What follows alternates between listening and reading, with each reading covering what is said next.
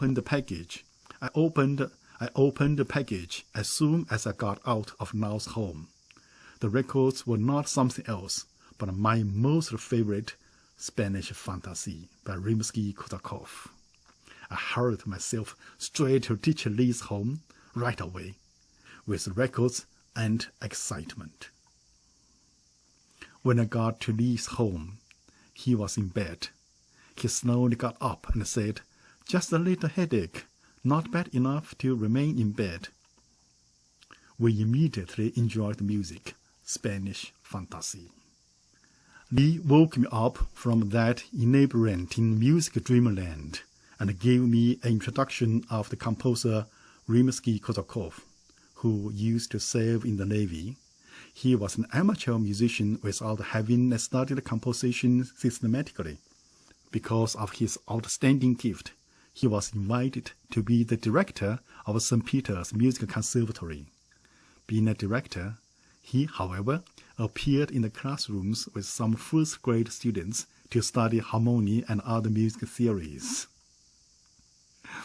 I was amazed by Lee's story, as always. Also, as always, I thought Lee was randomly telling a story only. But this time, Lee went on with his story.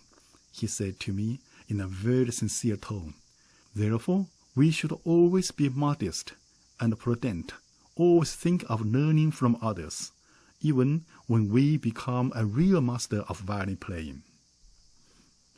He's educating me. I start to realize that once Yi had talked about the solo issue to Teacher Lee, to avoid more criticism, I admitted, all right, I was wrong. I promise that will not happen again." Lee smiled gently and went on with his sermon. "Music is a gift given by our Lord. It's meant to purify our soul and enrich our spirit. Therefore, should never be used as a means to show off." "I had already said I wouldn't do it again. What else do you want me to do?" I was a little inflamed. "Look at you. The way you talk is the same way you play the violin. Too much emotion and lack of reason. Whenever you get excited, the reason gets quicker and intonation inclines higher." Lee paused. He washed the cup again and again, indicating he was afraid of passing his coat to me. Then he passed a cup of tea to me. Seeing I cooled down, he added, "As a young man like you, with a character and talent, I'm sure you will be a violin soloist, a good one in the future. You do have some technical problems, though, but that can be solved gradually, with time. What I'm saying is, you can learn to be a good violinist and at the same time learn to be a good human being." "You mean I'm not a good human being? I do not steal, I do not rob, and I love always great, glorious, and correct party and Chairman Mao." Our Communist Party have 3 titles. Okay, always. Always great, glorious, and correct Communist Party. So we always have to put 3 together. I love the always great, glorious, and correct party and Chairman Mao, of course. And this time I was more exasperated than inflamed. He said I was not a good person, Teacher Lee shook his head a little and stood up. "Come, let me show you something." We went out of his room, passed through a small path, and then from the back entrance we entered the church. It was rather dark inside the church. The sunlight cut through the colorful glasses, brilliantly filtering upon the portrait of Jesus. That was the first time I was in church, an experience that had no precedence. I felt like my soul got away from my body and was placed in front of God. Lee looked at Jesus and said to me devoutly, "We should not only love Party and Chairman Mao, we should also love the people. Not only the people around you, but also the people all over the world." Wow, big love. Love people all over the world? I questioned. Including our enemies? That's right, including our enemy. Lee looked at my puzzled face. He explained softly. Maybe it is not appropriate to talk about the love of Christ nowadays. But at least you should be able to be generous enough to love those who quarreled with you. For example, to love Wang Shiyi, not only because he is your friend, your schoolmate, and the one who has helped you before, but also as a human being. You should learn to be grateful. We all should learn to understand the meaning of thanksgiving, and we all were born with sin. You know why Christ was put on the cross? Just like that, apart from the violinists, Lee was also often evangelizing, preaching the gospel, talking about God, love and kindness, forgiveness, thanksgiving, the way he did, as if the exploding cultural revolution outside did not at all exist in the world.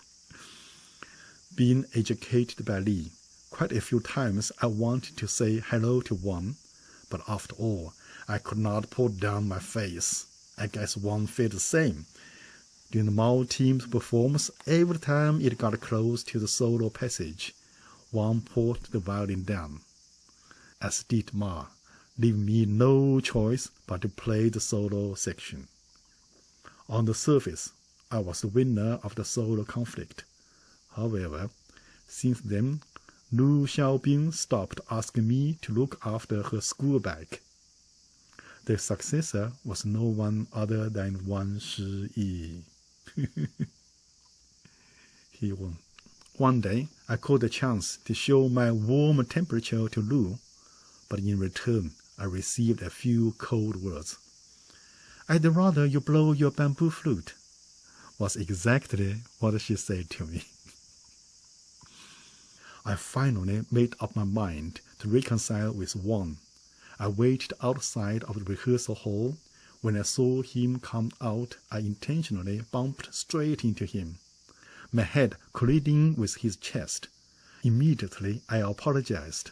He, however, repeatedly said, "Never mind." "Painful?" I asked. "Very painful." One covered his chest with his hand, quickly explaining, "Painful not caused by you, but from a heart broken." One suddenly looked awful. "Hey, don't scare me." I was truly a little scared.